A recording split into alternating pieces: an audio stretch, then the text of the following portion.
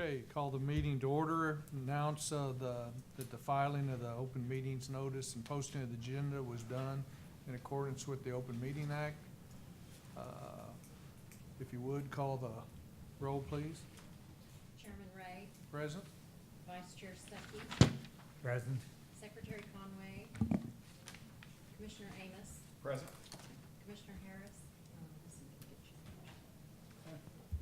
I'm sorry, Putnam, Commissioner Putnam, Here. Commissioner Hunter, Commissioner Potter. Here. Okay, move to the approval of an agreement with the Commissioners of the Land Office to manage the mineral interest of the Aeronautics Commission at the Goldsby Airport. Director Byrd? We're moving this up, Mr. Chairman and Commissioners, because actually they're going to have an 11 o'clock bid. I don't know if it's a bid auction or what it is, but they need to have our action prior to their opening of bids and so forth. We own 210 acres of mineral interest at the Goldsby Airport, from which, of course, we are entitled to the mineral rights and royalties and so forth. Since 2006, state agencies have been utilizing CLO, which has expertise, the Commissioners of the Land Office, in this regard at the request of the governor. This governor has not changed that request. Let's let those who have expertise handle the state's interest of this nature. I would ask for your approval. Okay, So moved. it's been moved. Is there a second? Second. Any discussion? Call the roll, please. Who's the second? Vice Chair Stuckey, Aye. Commissioner Putnam, Aye. Commissioner Amos, Aye. Commissioner Potter, Aye. Chairman Ray. Aye. Okay, we'll move to the approval of the March 23rd commission meeting. You have those in front of you. You got it. To approve. Okay. Second. It's been moved and seconded to approved. Any discussion? If not, call the roll, please. Vice Chair Stuckey, Aye. Commissioner Putnam, Aye. Commissioner Amos, Aye. Commissioner Potter, Aye. Chairman Ray. I'll abstain, I wasn't here, so. Okay, introduction of new commissioner, Jim Putnam. Jim was a retired colonel in the Air Force, 27 years. Correct. He didn't look that old. He must have joined real early. Worked with Northrop Grumman for 14 years, so he's going to bring a lot of expertise to this commission, and we're glad to have you. And got any words of wisdom for us? No, I think we can do some good. I'm excited about this opportunity and pleased to be in the commission. Thank you very much. Thanks for your willingness to serve. Thank Okay. you. Okay, director's report.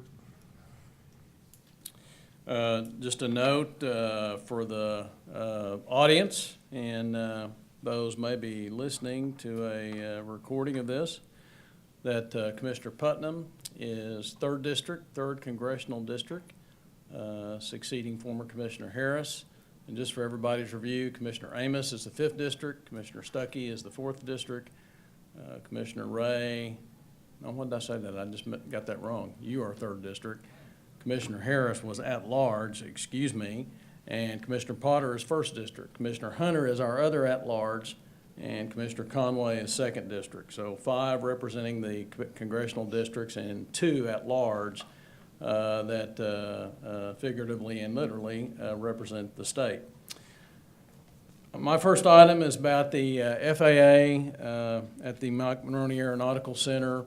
We do a congressional outreach on an annual basis where the delegation staff, if you will, like, for example, the state directors. So, for example, for Senator Inhofe, Brian Hackler, and for Senator Lankford, Mona Taylor, and then the district directors of the 5 representatives, or as they're commonly referred to, congressmen, come to the Monroney Aeronautical Center to hear about the FAA, the Airport Improvement Program, the Monroney Aeronautical Center, and have been gracious and courteous enough to provide us a spot to talk about the state perspective and the Oklahoma Aeronautics Commission role in the Capital Improvement Program and our channeling legislation and the like. We used to do this our own, and we invited FAA, and then ours went dormant for several years, and the FAA kind of picked it up, and so now we just tag along and join in on the FAA event at the Monroe Aeronautical Center.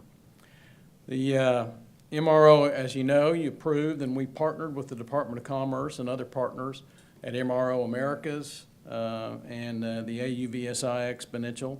Both these, the MRO show is the biggest show of its kind over a 20-year period. It's become it's not as big as NBAA yet. It's not EAA Oshkosh, but it's a very big event. And we had our usual state booth, and Vince Howey tells me, the Director of Aerospace and Defense Development at Commerce, that our booth was very well visited and frequented by those attending the show at MRO. AUVSI is about unmanned aircraft. This is the leading association with respect to unmanned aircraft and advancing and promoting unmanned aircraft systems.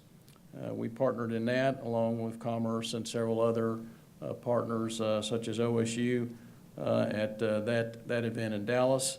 Same thing, similar state booth, well attended, and there's so much, as I think you know, a great deal of interest right now in unmanned aircraft systems and drones and their civil applications. Aerospace and aviation education, this is really more of a note. Deadline is May 31st for grant applications. We once again expect to be, we're seeing some a good number of applications so far. We think we'll be probably deluged because we've really picked it up the last 2 years to get the word out about our aerospace and aviation education program. As some of you know, last year the way we did that, we had a special meeting in August. We may try to handle that at the July regularly scheduled commission meeting and not have the special meeting, but we just have to see how many other matters and issues we need to bring before the commission.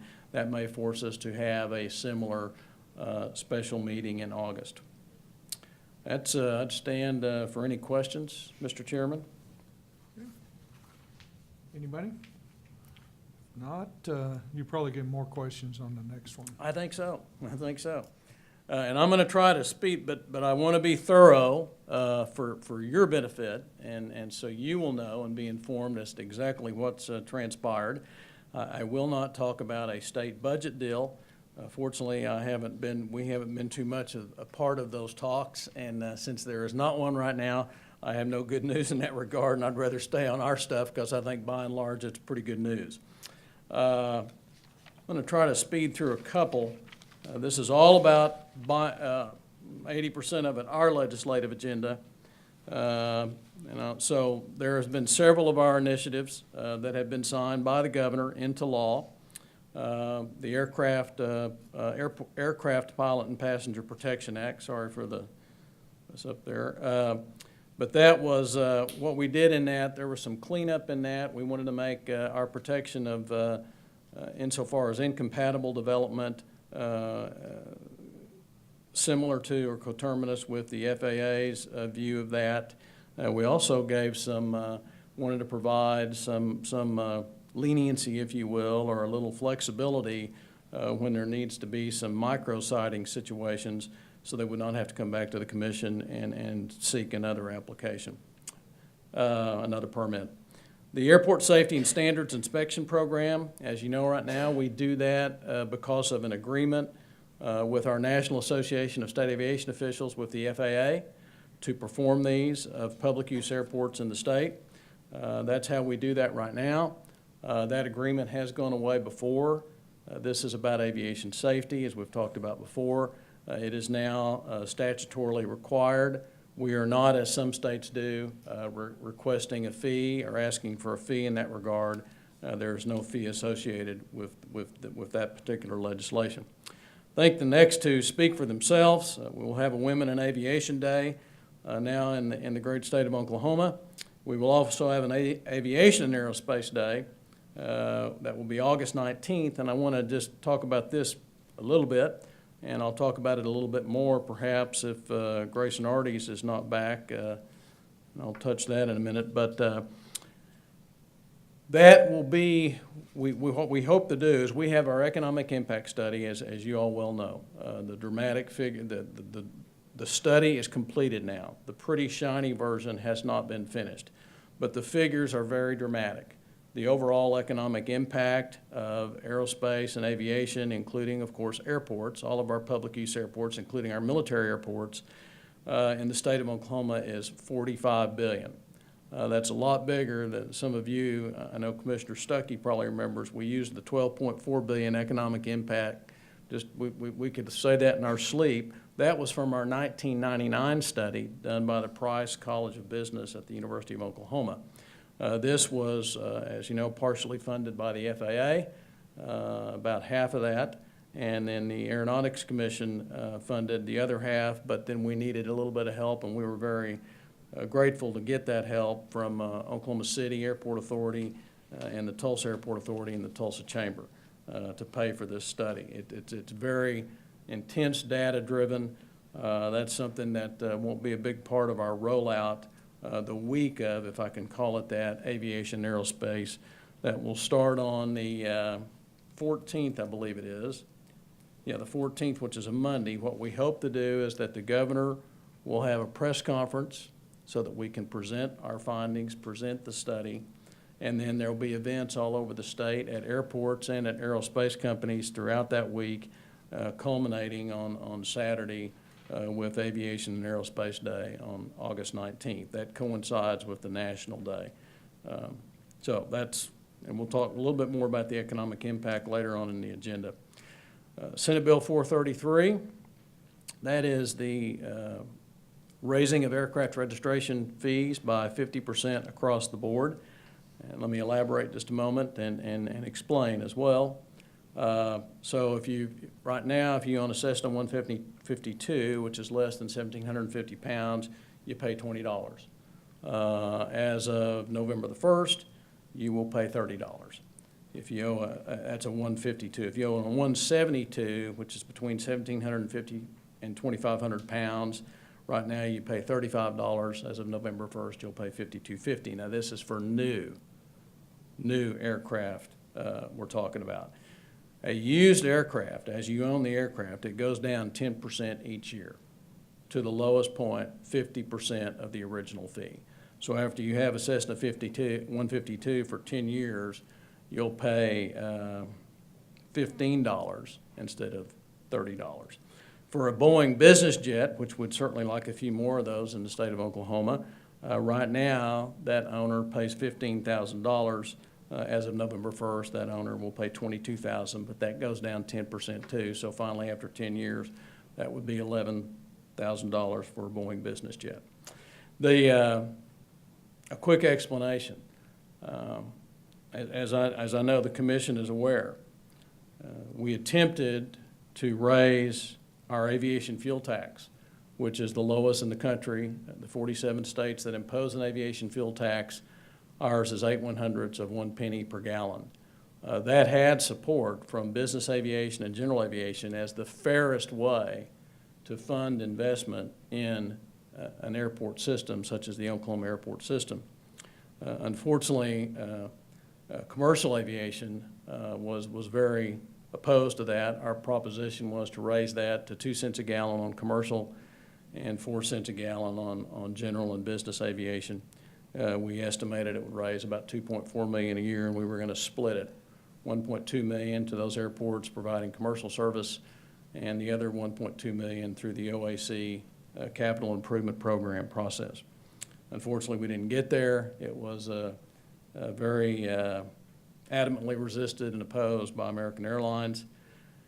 And additionally, as I'm sure some of you have seen in the media accounts the last few days, there's been an attempt to raise our motor vehicle fuel tax, and it certainly became kind of embroiled in that. That was number one, given our 878, closer actually to $1 billion shortfall in the budget for next year. We also have the lowest motor vehicle fuel tax in the country. So there's an effort to raise that by 6 cents on diesel as well as regular gasoline. That still has not been passed into law. or should I say it's been referred to the people now if the Senate passes that today. So those two things really were somewhat of a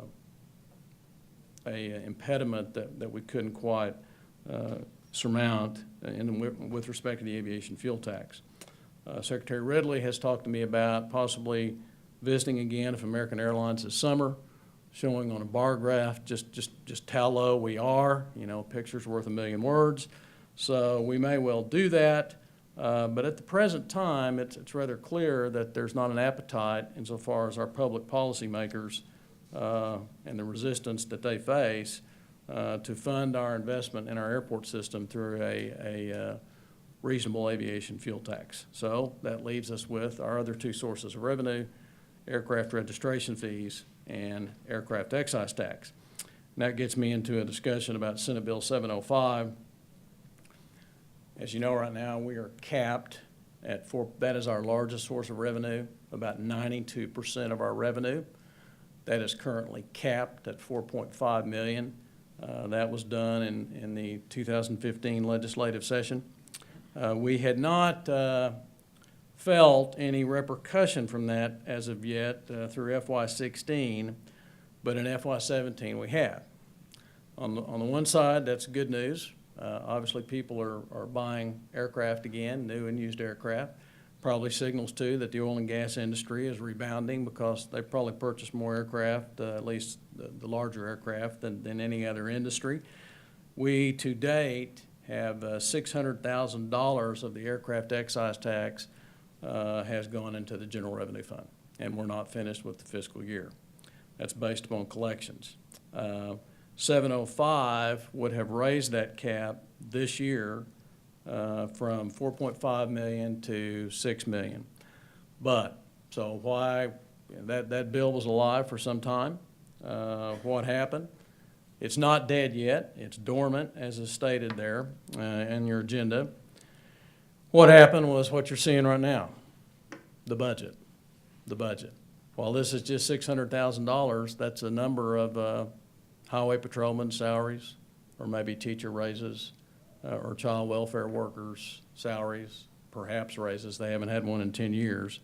And that's what plays into this. Right now, general revenue is fairly precious, and it's precious, and anything that was going into it or might go into it was not going to be altered. And that's pretty much what we ran into. This is dormant. Right now, my intention is to resurrect it next session, and it'll just take up from where it left off. We can bring it straight to the Appropriations Committee for an early vote, and if things improve in the slightest, I think we'll have a much better chance. We as a commission, we get it. I think we understand. This is being paid by aircraft owners and pilots. They fund us. They fund our investment in our system. And we're really proud of the fact that the revenues we get, 83% of those go back into our airport system. I don't think any agency can probably match that performance, but it's their money. And there is an explicit agreement between, we really are the trustees. We hold that money for the benefit of airports owned by communities across the state, and it is intended to be invested there. And there's a trust, there's an agreement between us and those aircraft owners that that's where that money's going to go.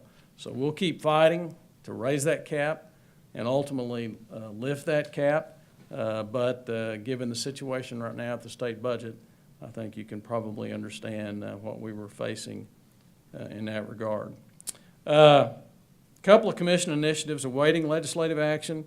The aviation license plate is now in an omnibus bill with a bunch of other license plate initiatives. The 2253 is a very, very important bill. I've said to you, our largest source of revenue, aircraft excise tax. Next is aircraft registration fees, about 6%, but aircraft excise tax, 92%. Oklahoma has more exemptions to the aircraft excise tax than any state. We have 18 exemptions. identified, as we have known for a number of years, and identified by the Incentive Evaluation Commission established by the legislature and the governor to look at all our tax incentives, was the one with respect to aircraft excise tax for aircraft that are placed upon a charter ticket. Estimated we lose up to $2.6 million a year because of that exemption. And the problem with the exemption is it has no standard. We're the only state in the union that has no requirement that the aircraft on that charter ticket actually be used for charter operations. The minimum standard across the country that you see 23 states employ is 50%. 50%. Kentucky requires exclusive use. It cannot be used for any kind of Part 91 personal. It has to be Part 135 charter only. Maine is 80% for 2 years and 50% thereafter. 12 states require that only the Part 135 certificate holder can get the exemption. They have to purchase the aircraft. You understand the proposition here, and the other 25 states that I've referred to is that an aircraft owner can lease that to a charter certificate holder and therefore get the exemption. But in every other state but Oklahoma, there's a requirement standard. 12 states don't allow it at all. That bill is alive. It's ready to go to the House floor. It's a live round. Title is on it. Representative Wright who is a pilot and kind of gets it. This isn't fair. It isn't fair to companies like Devon and Continental and Quick Trip that pay their aircraft excise tax and others do not. So that he has said, I'm taking it to the floor. Obviously, they've got their hands full right now. There's a few other things going on, but the legislature is going to be in session for this week and next week.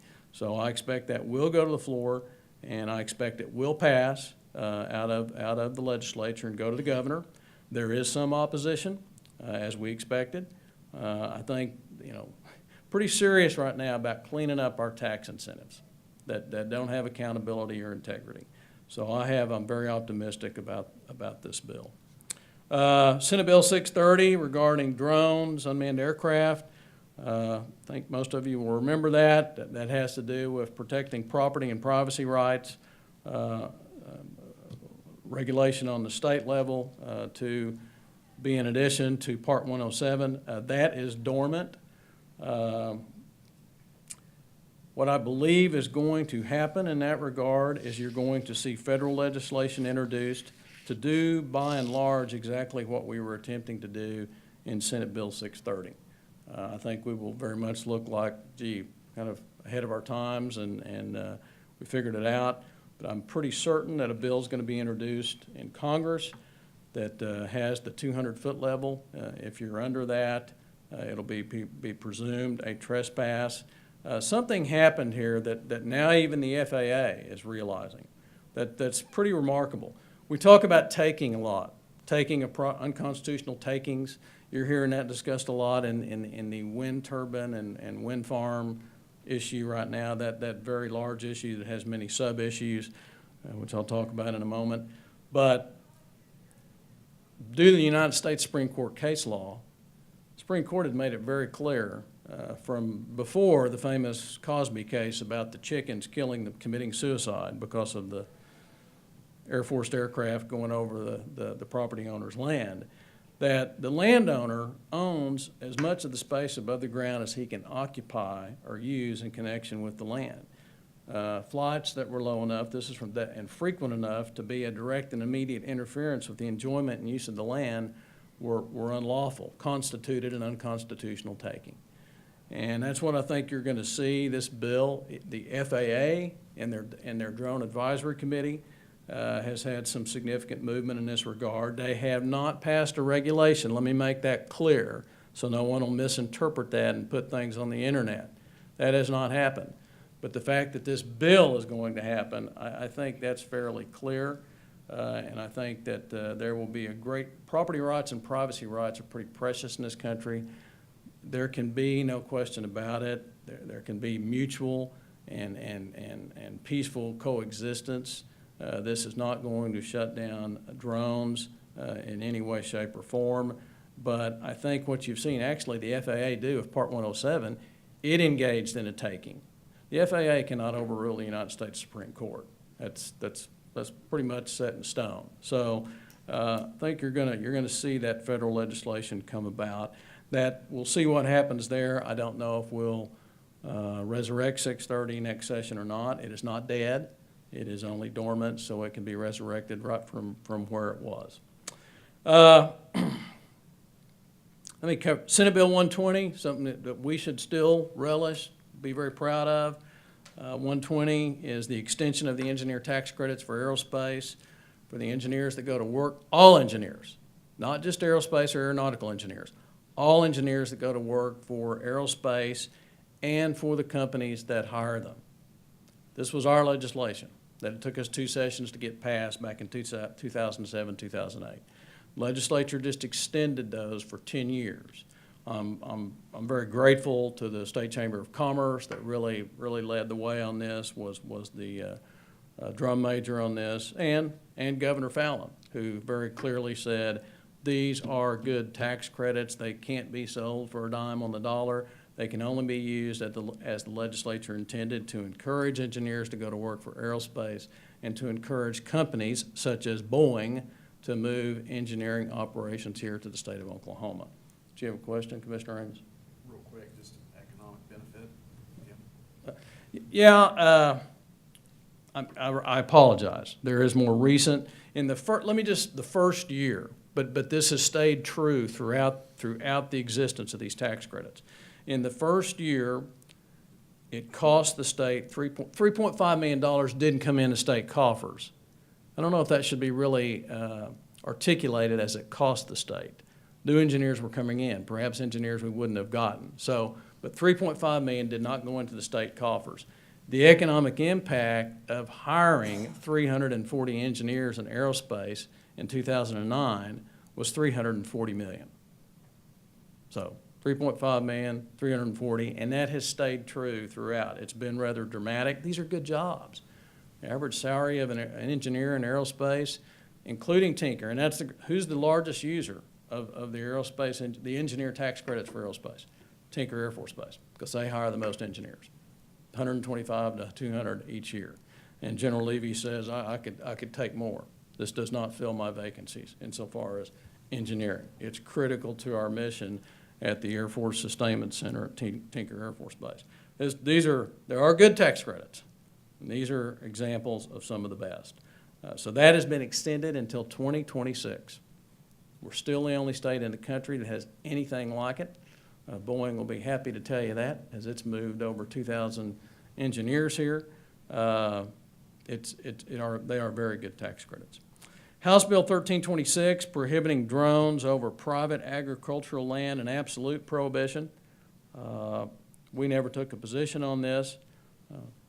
It's in conference, I believe, but I heard something late yesterday that may have been signed out of conference and passed off the floors and on its way to the governor. I don't know the exact status of that. Let me talk a little bit about Senate Bill 477. Senate Bill 477 was originally a companion bill to House Bill 2179. That's kind of a good practice. You have 2 bills, one on each side, as I know that you all have heard from myself and Sandra. And that's indeed, you might note, Sandra and Grayson are not here, and it's because of Senate Bill 477. They are over at the legislature right now at the House Transportation Committee meeting.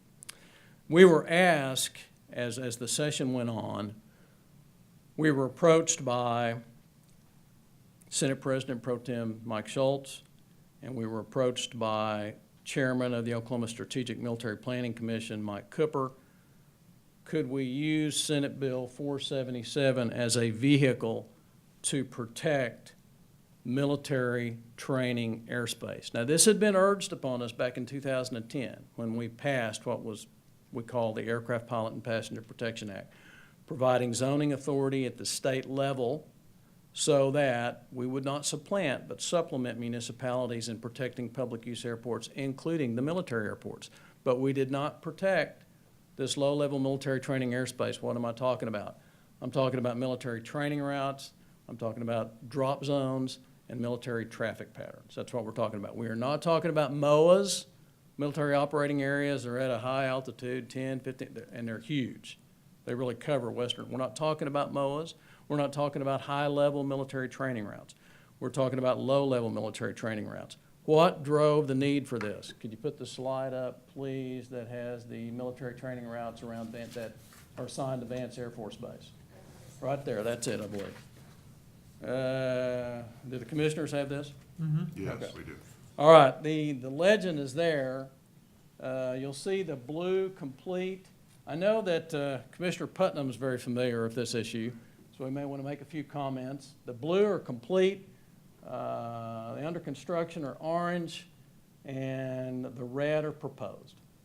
Now the blue, the thunder blue, if you will, paths or routes, those are the military training routes. Those are not to scale.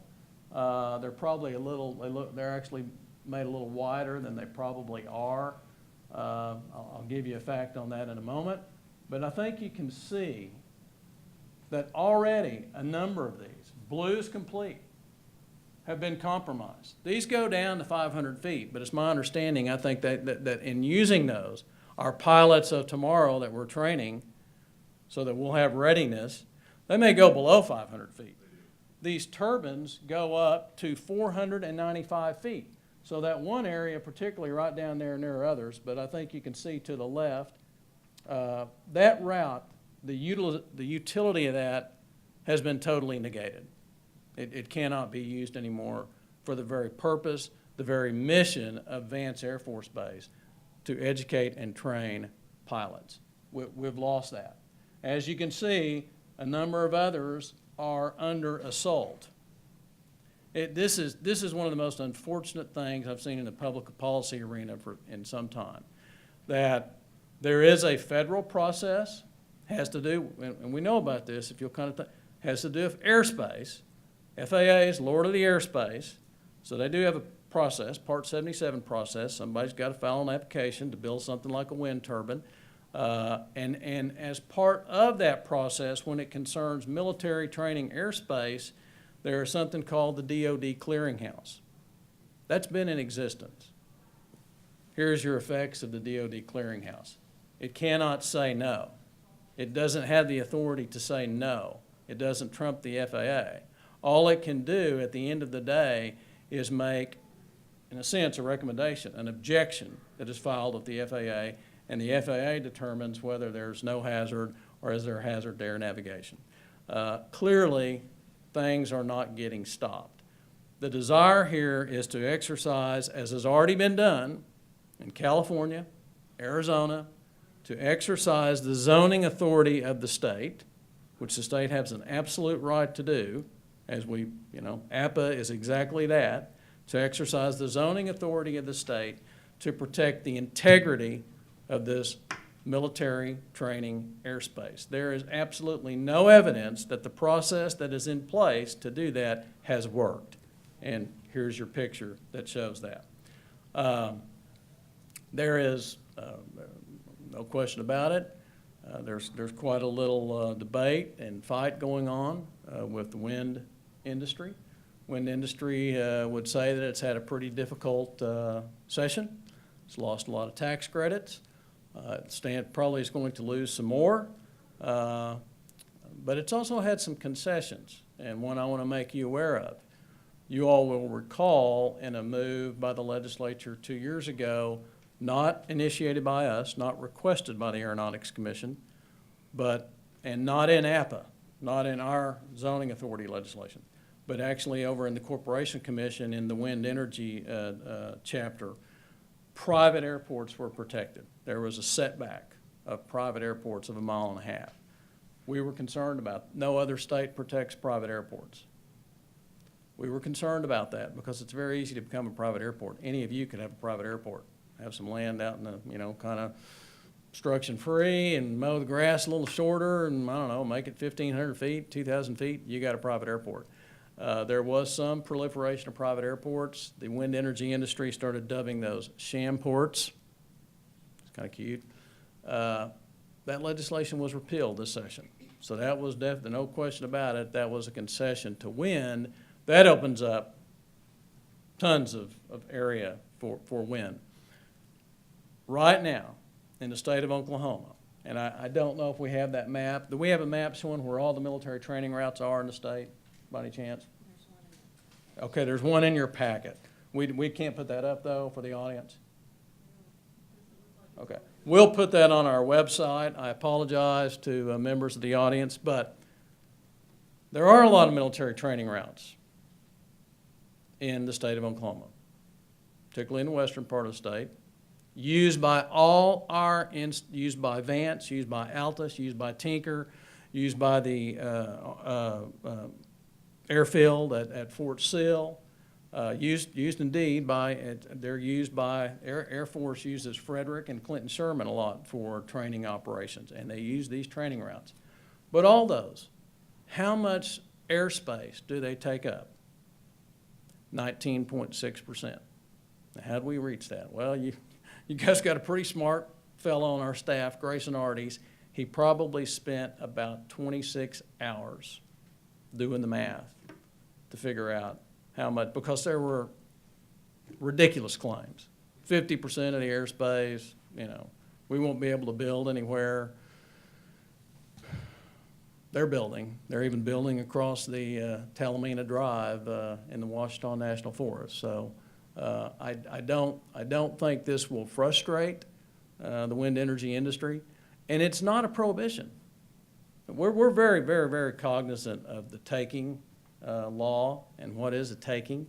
The legitimate state interest here is to ensure compatibility of development with the missions of our military installations, and that can be done.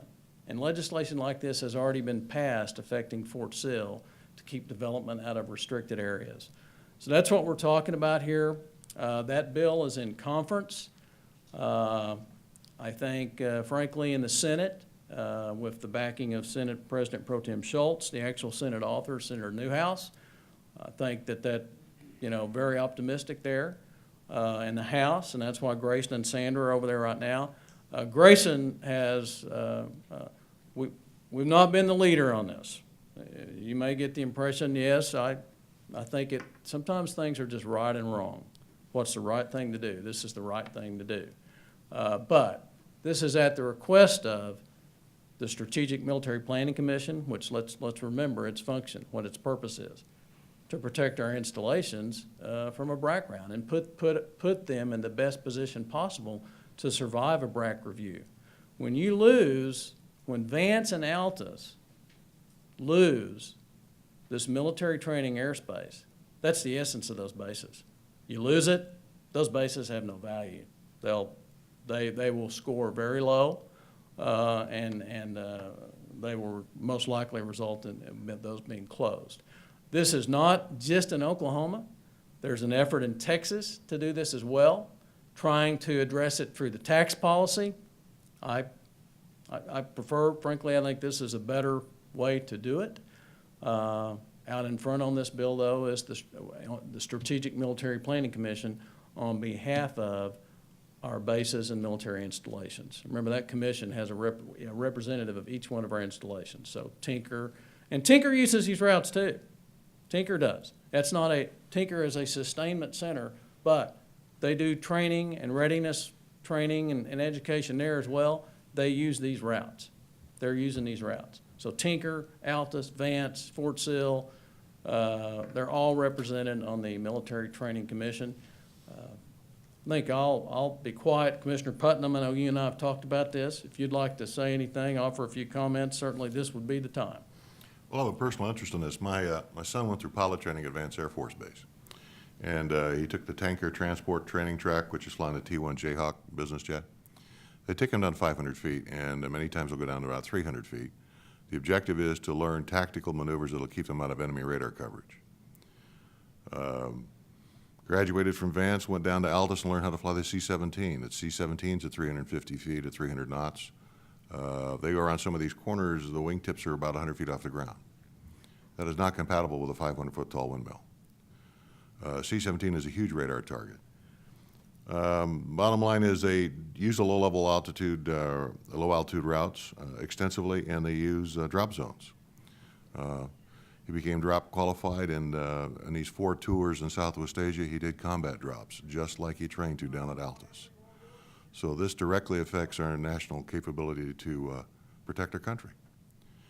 And I see all these red dots on this map, and I think they don't need to be there. Especially around the traffic pattern for Vance Air Force Base. But none of them need to go on those routes. And the blue ones there, I wonder, what are we going to do about them? I have a visceral response, but I don't think it'd be appropriate. That'd be a direct, like Air Force response? Oh, yeah, we have an abrupt solution sometimes. Assume you do. Any questions about our legislative agenda, what's going on? How can we most effectively help this? What's that? How can we most effectively help this? I think there may be an opportunity. As I remarked, there's no question, action speaks louder than words. We have written the language and that's known. But I have not, I've kept, this was a different proposition than the commission agreed upon before the legislative session began. We were aware of it from our 2010 effort. We were aware of it, but we didn't know that it had, if you will, ripened to this point, and the problem was really as precarious as you can see on this map. So we haven't been out in front. That could change, and in that event, I will certainly let you know, and there are things that we can do. I know that Chairman Cooper from the Strategic Military Planning Commission, he has camped out at the Capitol the last several days, and he will be joined by other commissioners of the Strategic Military Planning Commission today, working this bill in the House. So I'm hopeful and I'm optimistic that when Grayson and Sandra return, that the news will be that the House Transportation Committee, which are the conferees on the House side, Senate's already passed it out. Senate conferees passed it out, conference, went over to the House Transportation Committee to be considered. If it passes out of there, it goes to the Senate floor because it's a Senate bill, then to the House floor, where there's going to be a little more of a, that's where wind is working hard on the House side. So I'll keep in touch. I'll keep you apprised. Kind of like Mike Morgan. Well, no, I better not say that. That's, any questions, commissioners? Thank you. Moving on, financial report, Jane.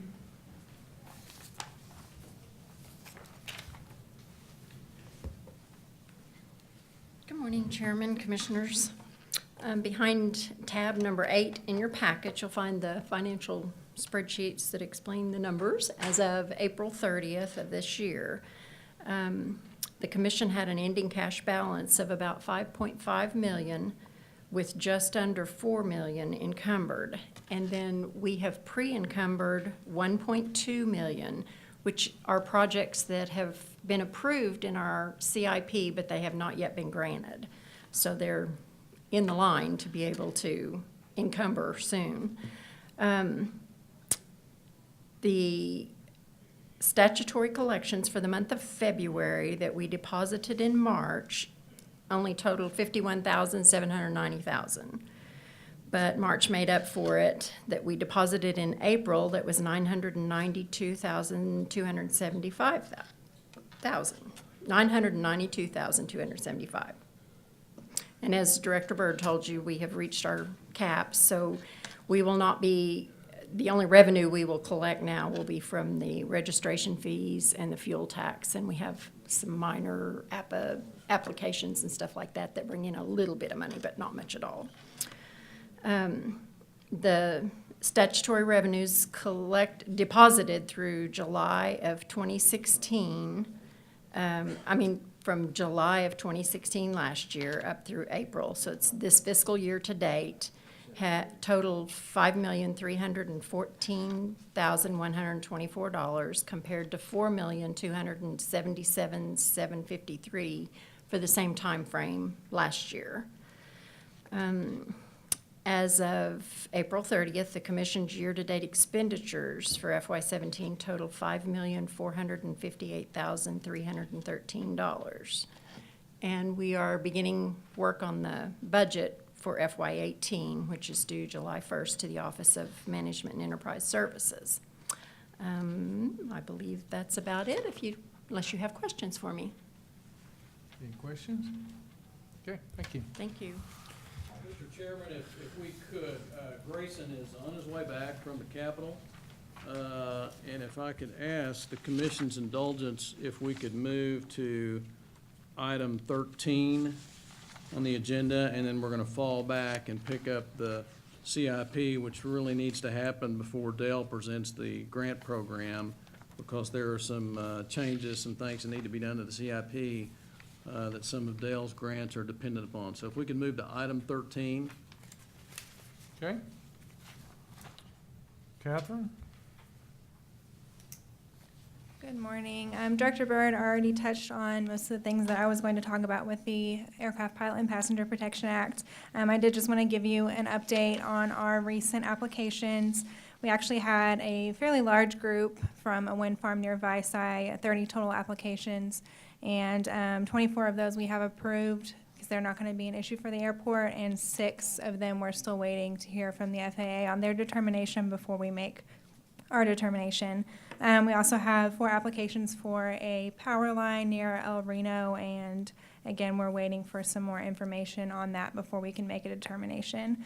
And then I've also listed the courtesy reviews we've done just since the beginning of the year. And we do those for free for people who want to know if their structure needs to file for an APA permit. I did include in your folder this diagram. If you've never seen it before, or if you haven't seen it in a while, it's a good reminder of the Part 77 services that we protect with APA. You also have a little history that we have put together, just kind of outlining from the 2010 date, whenever we started APA, how many applications we've received, how many we've approved, and how many we've denied.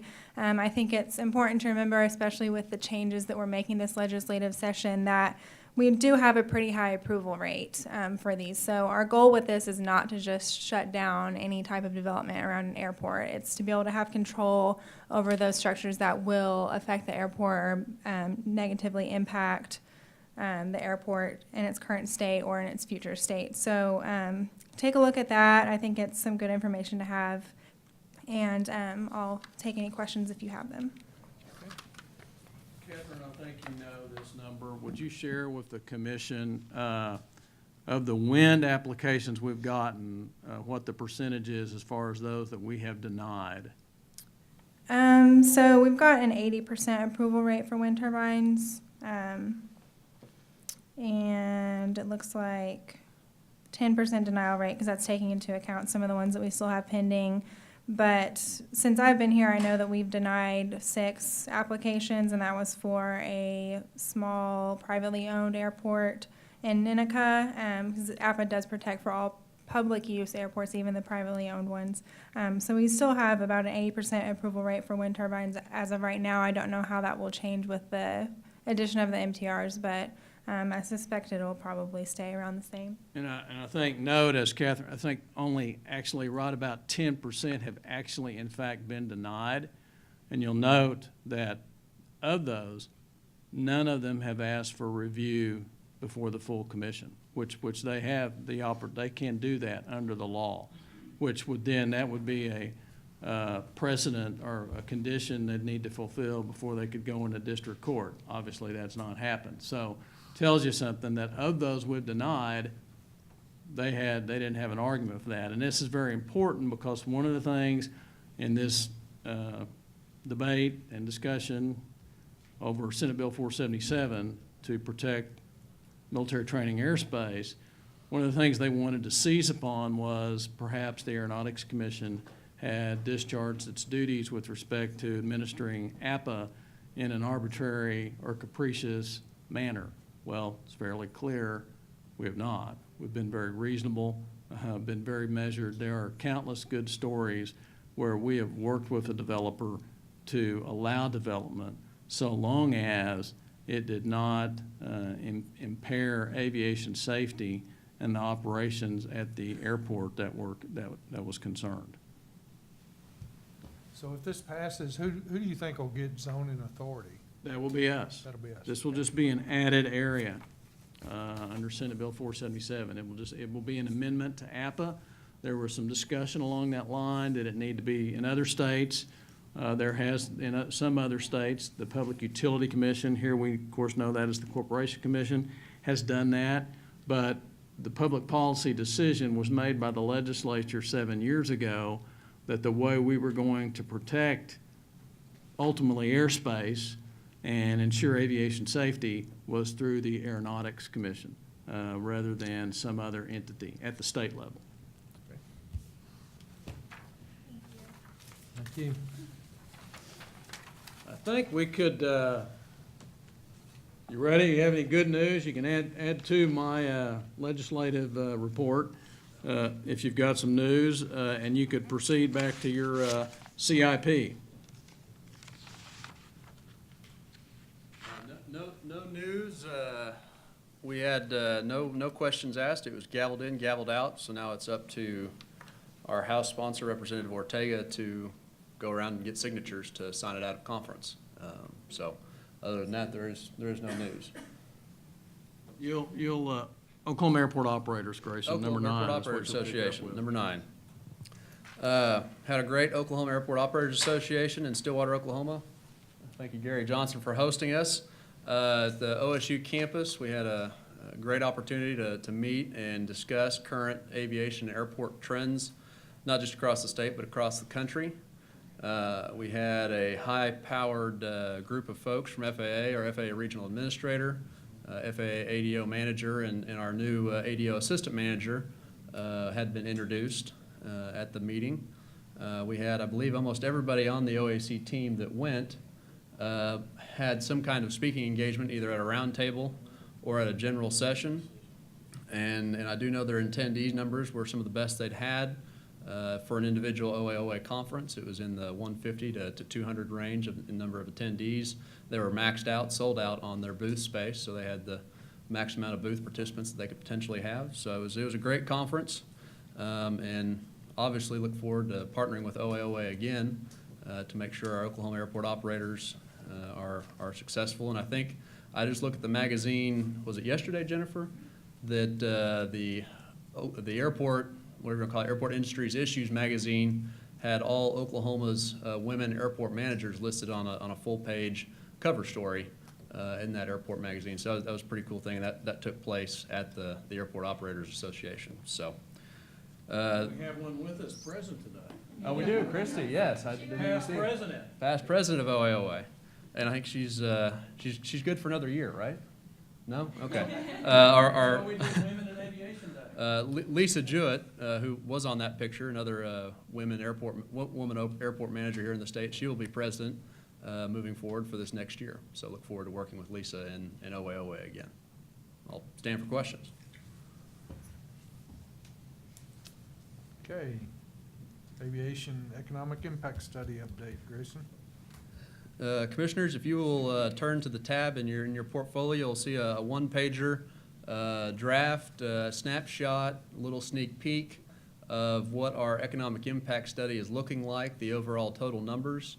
You'll notice that those are some very good numbers. This includes, again, not just our airports and the companies on airports, but off-airport aerospace companies. Includes our military installations.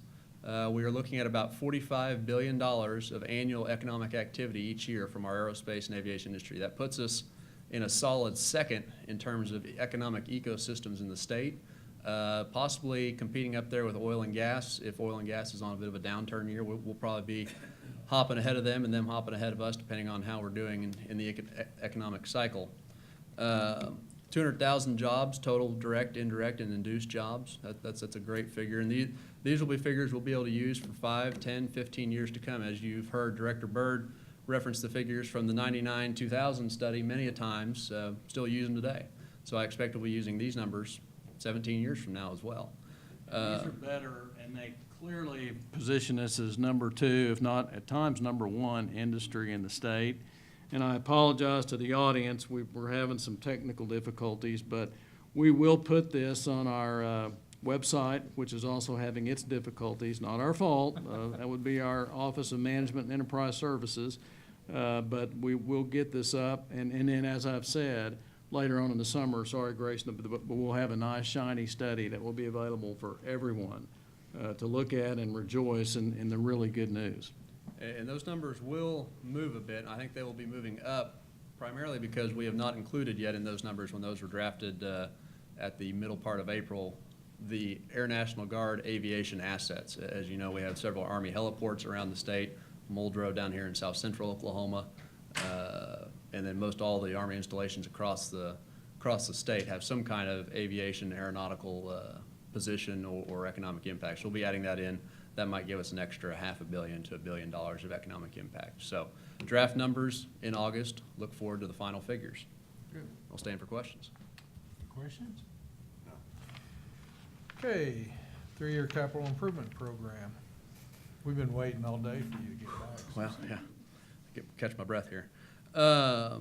Item number 11A, Commission will consider approving an amendment to the existing FY 17 to 19 capital improvement program to amend an existing project that's in there for the Stillwater Regional Airport. This project is for the rehabilitation of runway 422, crack repair, pavement repair, and then obviously a final overlay on top of that. The goal here, based on an FAA Part 139 inspection that found that there is some significant cracking and some significant distresses going on with the runway 422 pavement. It's a bit of an urgent matter to do the crack repair today in preparation for this overlay, which will occur next year. And so that's what this request is to break that out. Total project cost estimated to be about $115,000, funded with $109,000 of state grant funds and just short of $6,000 of sponsor matching funds. This will allow us to not have to do the matching share, the 5% matching share on the 2018 overlay project. So we're basically just moving our 5% share that would have been, that's in the CIP currently, we're just moving that forward a year to do the crack repair project this year. Staff recommends approval. So moved. Second? It's been moved and second. Any discussion? Call the roll, please. Vice Chair Stuckey, Aye. Commissioner Putnam, Aye. Commissioner Amos, Aye. Commissioner Potter, Aye. Chairman Ray. Aye. Jay? Thank you, Commissioners. Next item, item B. This is for the approval of our 2018 to 2020 CIP presented to you at the March meeting. The projects, the amended change projects throughout that 18 to 2020 CIP. You can go to the next slide. This slide here is, and actually before we look at this slide, you do have the full packet, the CIP in the back. So if you all want to pull that out and go through it, or you can look on the screens in front of you. These are the projects, new projects, amended projects that we were presented at the March meeting that have not changed. They're as is. So I'm just going to go through these and read through them very briefly. At Broken Bow in 2018, we have construct taxi lanes for about $225,000. 2018 at Pawhuska, pavement rehabilitation for $150,000. 2018 at Mid-America in Pryor, Oklahoma, we're going to do an electrical project, runway lights, PAPIs, AWAS for $800,000.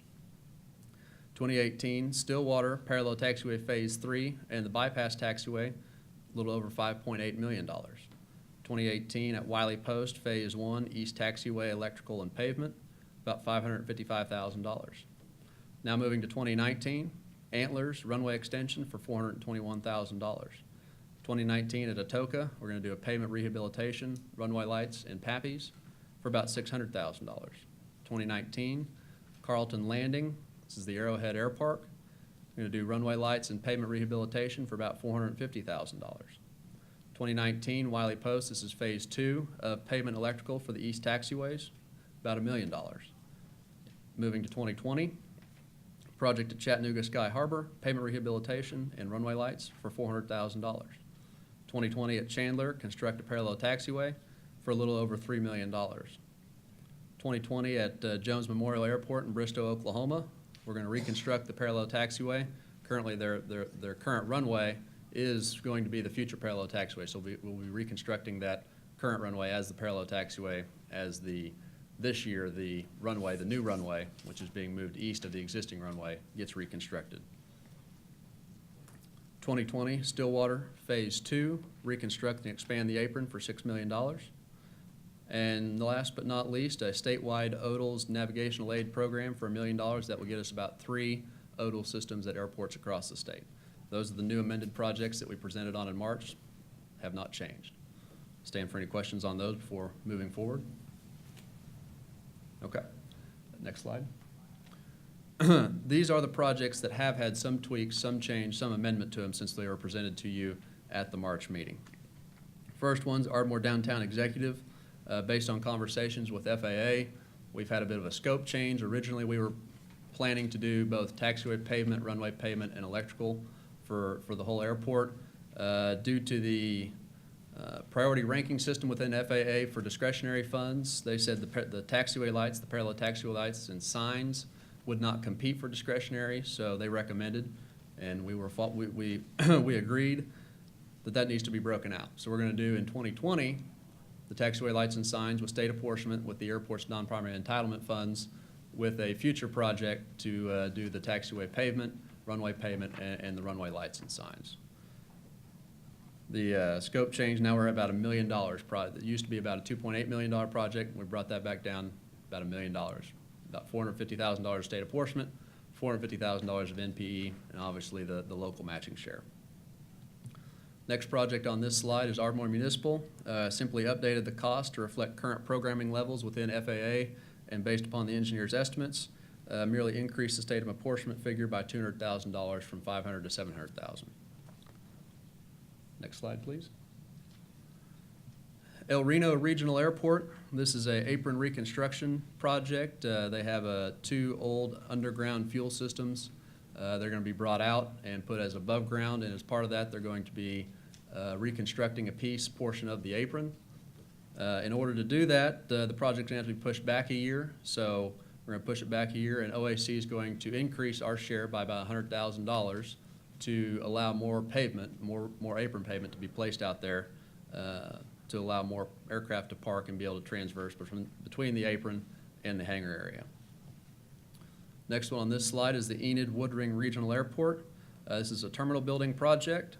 Based on engineers' cost estimates, we reduced the local share down to $1.3 million. On a terminal building project, as you all know, it's a 50-50 match. Max share for the commission's $500,000. City of Enid definitely putting in their share at 1.3. So we're not even close to being concerned about that. And actually, we think this will get us a really good terminal building at $1.8 million. It might be the most expensive terminal building we've had in the state, but they have a restaurant in that terminal building, which increases the cost a little bit and a little extra space for meeting rooms, so on and so forth. Next slide. Thank you. Next project is a project at the Richard Lloyd Jones Jr. Airport in Tulsa. This is simply another update of cost to reflect the current programming levels, increasing the discretionary funding by $500,000. This is based upon the engineer's estimates and what FAA has in their program for discretionary funds. Next project on the list is at Stillwater Regional Airport. This is the Phase 2 project with the change that OAC's cost is now we're not going to be paying for that 5% matching share towards this project. Because that money will have been done this year with the project that you all just approved into the CIP. Now we move on to our system planning, various locations and preliminary engineering report program. The reason I've broke these out into separate slides, previously in the March meeting, we had all these on one slide, but I figured in the interest of transparency and ease of access, ease of reading, we would break these out into individual slides for each year that we're going to do a various locations grant or preliminary engineering report type program. First one on the left is the preliminary engineering report program for 2018, funded with $250,000 of state apportionment, $150,000 of OAC matching funds. 2019, which is the next slide there, very similar. This is for the 2019 preliminary engineering report program for about $444,000. And then we have one for 2020, which is again for $440,000. Now, just to give you an understanding, this preliminary engineering report program is really allowing us to get good cost estimates and good project scopes on all our discretionary projects well in advance. So in 2018, we'll be doing these preliminary engineering reports for potential projects that we're going to be seeing in 21 and 22. So what that's going to allow us to do, it's going to put us, Oklahoma, in the best position to receive discretionary dollars, maybe even potentially receive additional discretionary dollars at the end of the year. If we had a project that had a preliminary engineering report, 30% design, And there was some extra discretionary that became available at the end of the year, the end of the federal fiscal year, and we were ready to go. FAA would look to us as a good candidate to give us some of that extra discretionary dollars. So we're not just doing this on the anticipation we'll get those discretionary dollars, but we're trying to make sure we can look out and get ahead of the power curve instead of being reactionary, to make sure that Oklahoma's airport system will be able to receive as many dollars as it can and be the best airport system it can be. On the right there, this is the system planning. So those three slides we just talked about were preliminary engineering reports, various locations, grants. Now we're talking about system planning. You have two projects on this system planning slide. One is in 2018 for the Oklahoma Airport System Plan update. Airport System Plan was created back in 1999, updated in 2005, and we feel that it needs to be a formal update, needs to be taken a look at in FY18. We'll be using the economic impact study numbers that we have received or will be receiving in August to determine, okay, what are the classifications, what are the rules of our airports within the system? Do some airports need to go up? Do some airports need to go down? Do we need an extra category? So on and so forth. And that will be determining, okay, what are the future rules of the airport system for the next 20 years? That'll be approximately $250,000, $150,000 state apportionment, $100,000 OAC. And then in FY 2020, the second project is our standard system planning grant, where we're going to be doing NIPIUS updates, the 20-year NIPIUS update plan for FAA, as well as pavement condition inspections at our airports to determine the pavement's life cycle and where it's at in that life cycle. So with that being said, I have stand complete with the CIP presentation, but I will be glad to stand for questions or comments. Any questions? Okay. This is the final draft. This is the final draft. You'll see basically the only thing that'll change is the word draft will come off this copy right in front of you. Okay. Move to approve. Okay. It's been moved and seconded. Any discussion? Call the roll, please. Vice Chair Stuckey, Aye. Commissioner Putnam, Aye. Commissioner Amos, Aye. Commissioner Potter, Aye. Chairman Ray. Aye. Okay. Dale? Our CIP, is it on the website? Yes, it's on the website, and we'll be getting the formalized one, the finished one without the word draft on it on the website as well. Don't worry, Commissioner. Since Commissioner Conley was here, I know his ears would poke it. We're going to give you an update on the reconstruction, redevelopment of our website. We may need General Marshall to get that finished, but for those of you who understand and recognize that name, but it's been quite a challenge for us. We'll give you an update at our next meeting. Good morning, Chairman, Commissioners. I have 4 items for your consideration this morning. The first one for your consideration is accepting an FAA grant offer, which we haven't received yet, so this approval will be contingent upon receiving that offer. It's just a matter of submitting the grant application and getting it back, though. It'll be for the development of preliminary engineering reports and conducting National Environmental Policy Act, which is environmental clearance at the projects listed. The total cost of the projects is around $338,264, and the FAA will be funding $304,438, and commission shares $33,826. The preliminary engineering reports will, after doing the geotech and the survey work, will be able to get us a well-defined scope and a detailed cost estimate that will allow the FAA, the commission, and the cities to program the funds to complete that project. That'll be done in the future. At Ardmore Downtown Executive, we'll be rehabbing the parallel taxiway system, installing new taxiway lights and signage.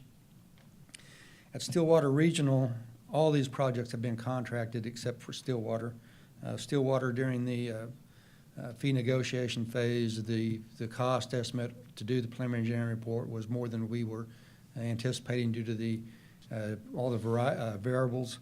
So we're doing the geotech at this time, and then we'll rewrite the work order and renegotiate a contract for the second phase, and that'll be funded in a separate grant with FAA. But that is for basically the reconstruction of the Stillwater main parking apron and expanding the main parking apron.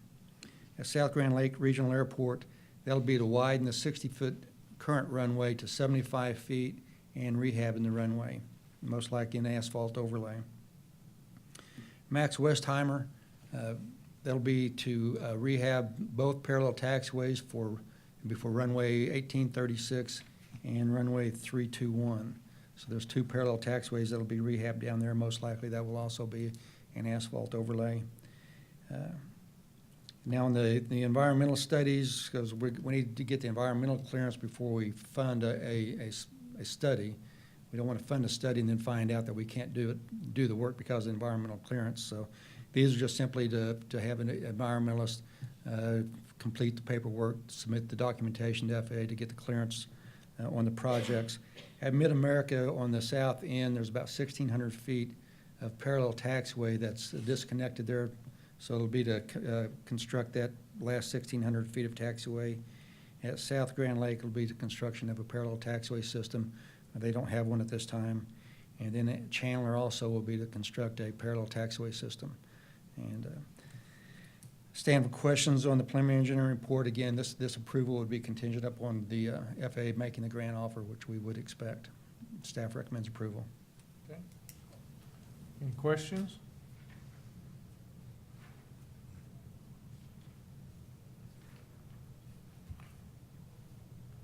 I'd entertain a motion then. So moved. Okay, Second. it's been moved and seconded. Any discussion? Call the roll, please. Vice Chair Stuckey, Aye. Commissioner Putnam, Aye. Commissioner Amos, Aye. Commissioner Potter, Aye. Chairman Ray. Aye. Okay, item B, Dell. Next item is for Durant Halliburton Field at Duncan. This is to reconcile the grant agreement and the funding shares. Originally, we had anticipated receiving $150,000 of FAA funds for the project. The taxiway portion of the construction came in under, and those had specific items that the FAA was funding. So their funding share ended up being less than $150,000. It came in at $148,050. Therefore, we're going to amend the grant agreement to show that, and then that would increase the commission share $1,950. The original grant amount based on bids was $351,373, and once we reconcile the grant agreement, the cost will be $342,347. Again, the difference in the math there is simply because the project came in under what the original grant was for. Staff recommends approval to reconcile the funding shares on the Duncan grant. Dale, and I have no question that the amount of the reconciliation here, $1,950 is for items that are eligible with us. Yes. They were all bid items. Okay, Move to approve. Second. it's been moved and seconded. Any discussion? Call the roll, please. Vice Chair Stuckey, Aye. Commissioner Putnam, Aye. Commissioner Amos, Aye. Commissioner Potter, Aye. Chairman Ray. Aye. Okay, item C. Next item is for a state grant for the Hollis Municipal Airport to rehab the runway and remark the runway on runway 1735. This will basically be a crack seal coat. The total, this project originally was scheduled to be constructed in 2019 with state-only funds, and they've made an agreement to move it forward, and the city would provide their portion with FAA grant funds, and the commission would do half also. And so in order to move it forward, the city is providing federal funds, and the balance of the NPE grant funds are being transferred to another location. But the total cost of the project is $213,562, and the FAA share is $101,432, and the state share is $100,432, and sponsor matching share is $10,678. Staff recommends approval.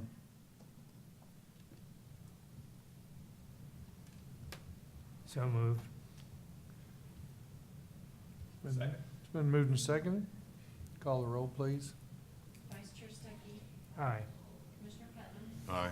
Commissioner Amos, Aye. Commissioner Potter, Aye. Chairman Ray. Aye. Okay, item D. Final item is for Stillwater Regional Airport. As Grayson indicated, the Part 139 inspector was out there on runway 422, their secondary runway, and due to its condition, he was recommending either not using it or maybe even closing it. And so what we're recommending doing is moving that portion of the project forward to do the prep work, to do the crack, seal, and repair at this time, and that will kind of get it in position for the overlay. Therefore, staff recommends approval. The the total cost of this phase is $115,000, estimated at $115,000, and be funded with $109,250 of state grant funds, $5,750 of sponsor matching funds. Staff recommends approval, and Airport Manager Gary Johnson's here if you'd like to make any comments. This, by the way, do we have any music?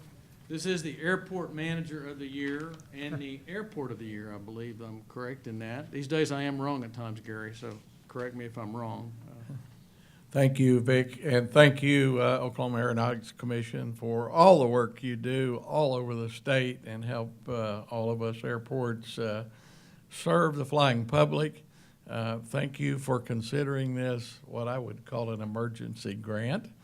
And it's kind of gotten a little bit in front of us with the other activity going on, and Dale and all of the aeronautics staff here have helped us move forward with this quickly to get this work done and then move into the greater part of the project later. So I just want to say thank you. Gary, if you wouldn't mind, I mean, the story, we might have to carve out some time sometime for Gary to tell the really wonderful story, but where are you now with employments since August from Stillwater Regional? Well, officially, over 30,000 passengers have used the airline service since August 23rd, and having a very strong May right now, well over 80% in the load factor. So we're very pleased with the use of the airline service out of Stillwater and the progress being made. Gary's not telling you, at some time he's probably going to wave to us bye-bye because he's going to be reclassified as a primary commercial airport because of his employment. But it has been a great relationship with Gary, and what he's done up there really is a lot of people were doubters, and what the community and Gary and the mayor and OSU have been able to do is really nothing short of remarkable. Which runway is this? Excuse me, it's the secondary runway, 422. Okay.